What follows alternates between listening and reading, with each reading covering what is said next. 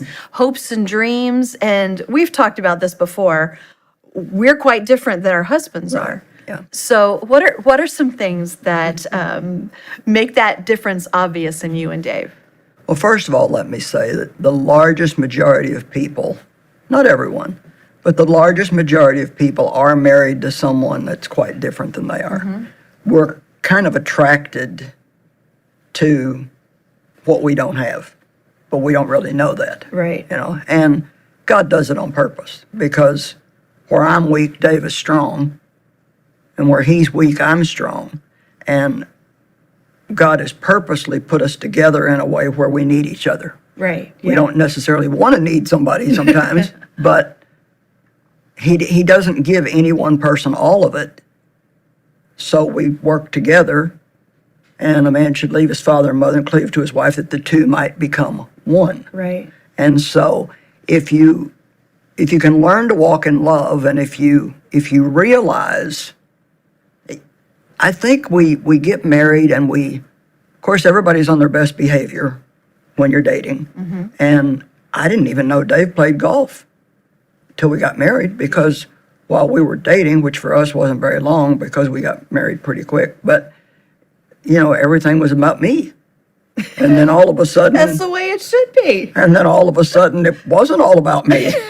And I didn't realize at that time that God creates us all differently. I mean, I just really didn't. I'd never heard any kind of teaching on that or read any kind of books on that. And, 53 years ago when Dave and I got married, there wasn't a lot of material available like that.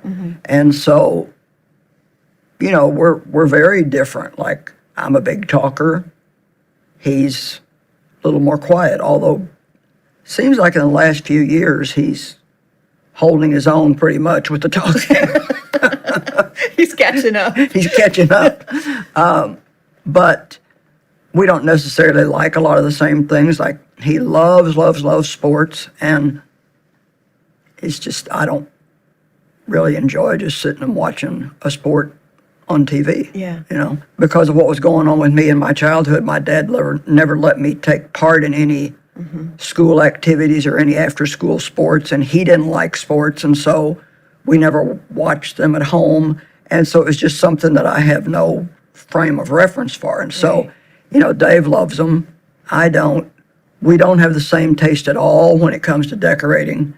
Dave wants everything in a room to stand out, and I want it all to blend or to match. Yeah. And until you figure out that you have to let people be who they are, and that you cannot get married with the idea in mind that I'll change them. Right. I think that's really one of the major causes for divorces, is because we lack the ability. Well, we don't lack the ability, but we're not willing to love people where they're at. We want to love them the way we want them to be. Sometimes you don't even realize that. Well, yeah, you don't. You don't even realize what the problem is. You just think, what is wrong with you? Exactly. Why aren't you like this? Why don't you think about this like I do? Yeah. And when you talk about the fact that we balance each other out, and that's why God brings us together, it makes so much sense. It's such a beautiful concept. But when you're in the middle of it, sometimes it's just like, what are you thinking? Yeah. Why don't you feel this way? Because I do. Yeah, like, what's the matter with you? Right. How could you like that? So I've had times where I've just wished my husband was different, wished he would be more this way, because I had a lot of those times. We could accomplish this, right? And so how have you dealt with some of those times where, I wish Dave would be more whatever? Well, first of all, a funny story. I was telling Dave one time, I wish you were, more aggressive, or I wish you were more this or that. And he looked at me and he said, you better thank God that I'm the way I am, because if I wasn't, you sure wouldn't be doing what you're doing. And I thought, And I realized God gave me exactly what I needed. Because really, how many men would be secure enough, confident enough in who they are in Christ, to let their wife be the one who's in front of people all the time, where they take more of a behind the scenes role. And the things that Dave has done in the ministry are just as important, but they're not the things that people notice. Like, he's done such a phenomenal job overseeing the finances of the ministry and just so many other things. I mean, Dave was the one that got me on radio, and he was the first one that got the vision for us to go on TV. And he just saw things in me that I didn't even see. God put in my hands a book on personalities, a book by Tim LaHaye called The Spirit Controlled Temperament. It's an old book. And there's other people who teach on these different temperaments that we have.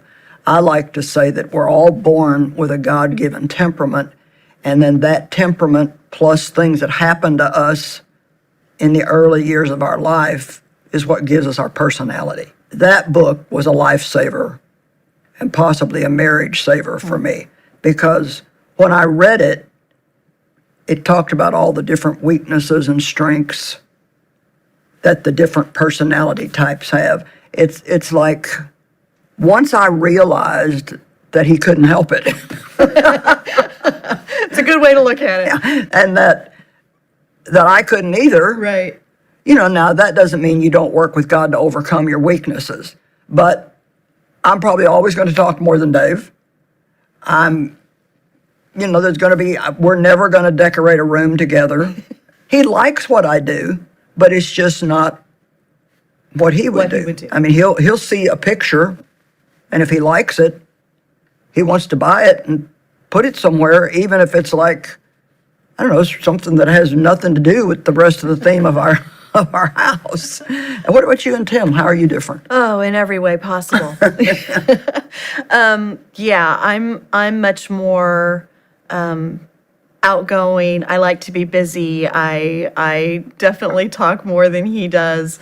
I'm more of the organized creative, but he's more the engineer. So personality-wise, we're quite different. But one thing that we really learned during the quarantine is that he needed to talk more than he realized. And when he wasn't at work, to talk to people all the time about server racks and power supplies, I had to hear all of it. So I learned more than I ever wanted to know. Because he has more words to use than he realized. Yeah. So we do learn a lot about ourselves. And that really is a challenge. I've found, like, if Dave likes to read to me. Like, if he's reading something that he's really enjoying, he wants to read it to me.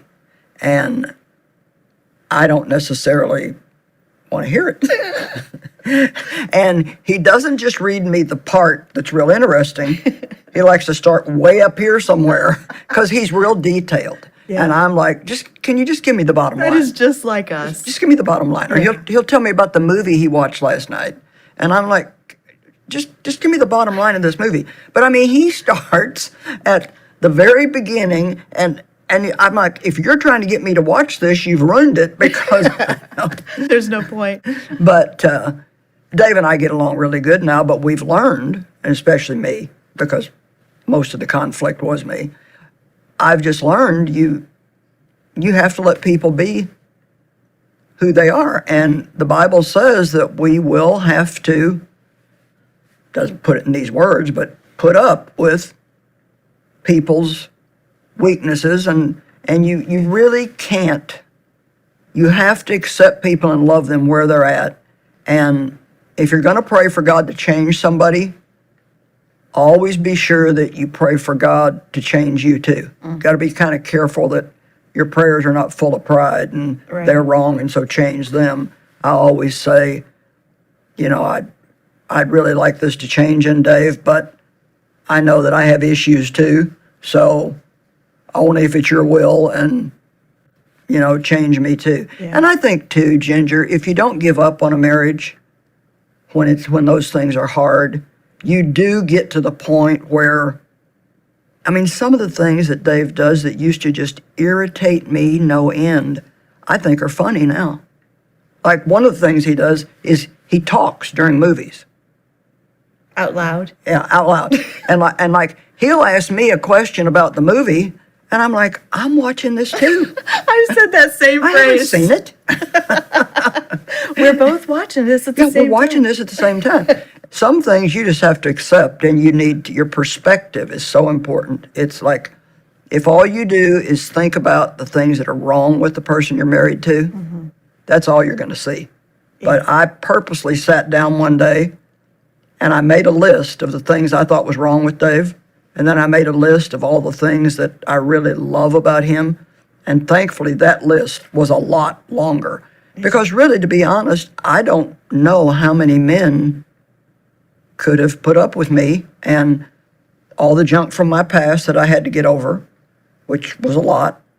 I mean, after being sexually abused for all those years and, my mother not helping me with the situation, and then married the first guy that came along, and he hurt me and ran around with other women, and that was a big disaster. And so, I mean, I had a lot of junk that I didn't know that I had. And, I mean, Dave stuck it out, was patient, and God seemed to give him understanding, and he did confront me, but not too soon. It gave me time to get a decent relationship with God first. And, I mean, he definitely 100% is the perfect man for me, and really a tremendous man of God. You're right. Those things that you wanted to change at one point are the things that I really value and appreciate in Tim. Yeah. Because it is what God needed for me. Right. And if we can give God the opportunity and the time without getting Right. in the way, he can do some wonderful things through our differences. And also to realize that, so many people today bail on a marriage. I mean, it's like, well, we had irreconcilable differences. I think that's hilarious, because really, who doesn't? I mean, you can reconcile them if you let God be your partner in the marriage if you want to.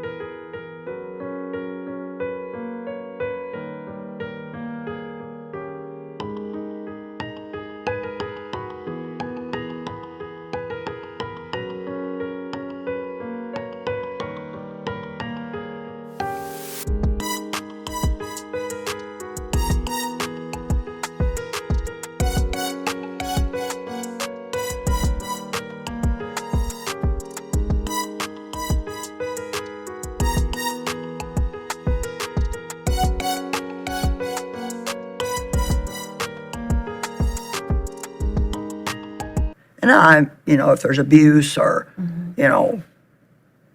alcoholism, drug addiction, things like that,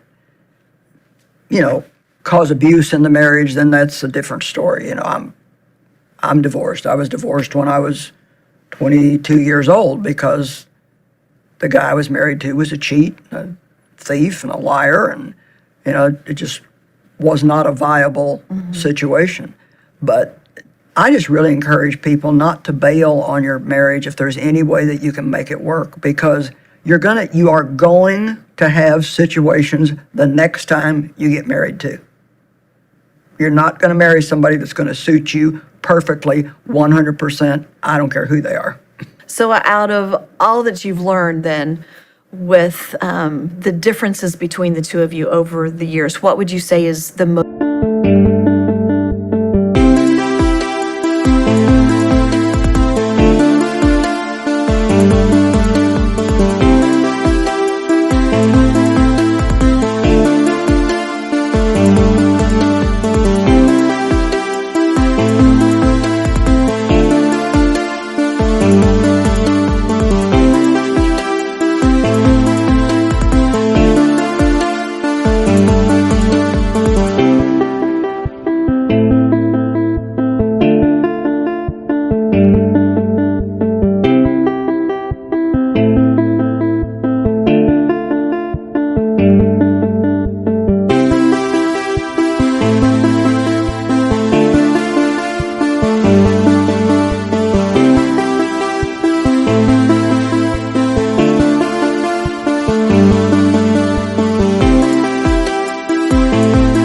most important thing that you've learned? I really think it is good for people if they do some study about the different temperament types, because that is really an eye-opener. I mean, you can see it so clearly.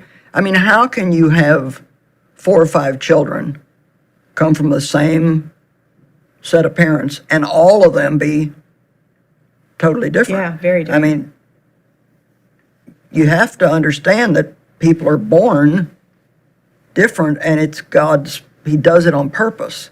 And I think that if you can understand that there's not something wrong with you because you're different than me. Or them, right? Yeah. Exactly. God did it. Yeah. And so you can't get mad at God or blame God. And you have to have enough humility to understand that everybody doesn't have to be like you. That I think is the key. We always think, well, what's wrong with you? Why are you not like me?